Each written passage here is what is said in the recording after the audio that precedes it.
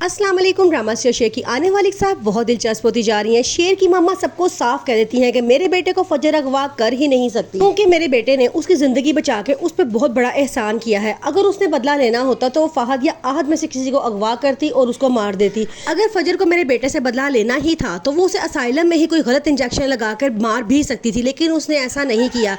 इसलिए मुझे लगता है कि वो इस सब में कसूरवार नहीं है। दूसरी तरफ बदरुज़मा और उसके बेटे बहुत परेशान हैं कि शेर को ज़मीन खा गई या आसमान निकल गया। वो हर तरफ उसे ढूंढते हैं लेकिन वो नहीं मिलता।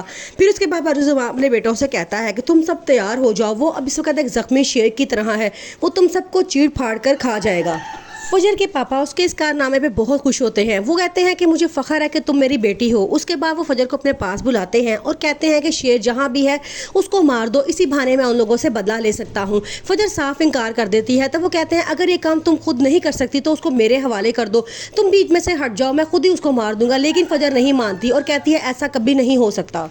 शेर को जहाँ पे फजर ने रखा होता है वहाँ उसकी तबीयत बहुत ज़्यादा ख़राब हो जाती है। उसे बहुत तेज़ बुखार हो जाता है। वो बार बार फजर को बुला रहा होता है लेकिन फजर कहती है कि अभी मौका नहीं है तुम्हारे पास आने के लिए।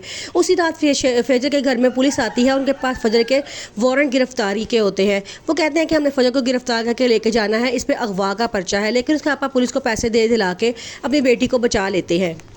फजर सच्चे दिल से शेर की मदद करना चाहती है क्योंकि शेर ने उसकी उस वक्त मदद की जिस वक्त वो बिल्कुल बदनाम हो चुकी थी। वो उसे वापस उसके घर बाहिफाजत पहुंचा कर आया। अब फजर कहती है कि किस्मत ने मुझे मौका दिया है तो मैं शेर की ज़रूर मदद करूंगी। फजर कहती है मैं ऐसा कैसे कर सकती हूँ, शेर ने मेरी जान और इज्जत उस वक्त बचाई थी जब मैं बहुत मुश्किल हालात में थी। वो मुझे सबसे बचा के घर छोड़ के आया था। अब आज वो मुश्किल में है तो मेरा फ़र्ज़ बनता है कि मैं उसकी मदद करूँ और उसको सही सलामत उसके घर वापस पहुँचाया जाए। शेर की हालत अब दिन ब दिन बेहतर होती जा रही है। फजर उसका पूरा ख्याल रख रही है और वहाँ जो टेक केयर होता है उसको भी कहती है कि इसका बहुत ख्याल करना है और इसको दवाइयाँ खाना टाइम पे देना है। वो कहते हैं ठीक है। अब शेर आहिस्ता आहिस्ता ठीक हो रहा है और वापस जाने के लिए पूरा तैयार हो जाता है। अब फजर आहिस्ता आहिस्ता शेर को पसंद करने लगी है और शेर भी फजर को पसंद करता है। वो कहता है कि मुझे समझ नहीं आ रहा मैं तुम्हारी तरफ इतना खिंचा क्यों चला आ रहा हूँ, मुझे हर वक्त तुम्हारी याद आती है और मैं तुम्हारे बारे में ही सोचता रहता हूँ।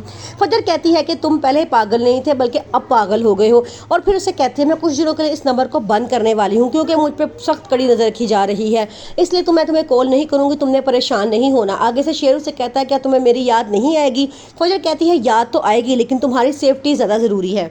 जैसे ही शेर वहाँ से भागता है उसके ठीक 2 घंटे बाद फजर भी रिज़ाइन कर देती है और ये बात सीधा शक उसकी तरफ लेकर जाती है। सब परेशान है कि फजर ने क्यों रिज़ाइन किया। इसलिए अब डॉक्टर रघु वाला पुलिस भेजता है फजर के घर और उसे गिरफ्तार करवाने की कोशिश करता है, लेकिन उसके पापा उसे बचा लेते हैं और वो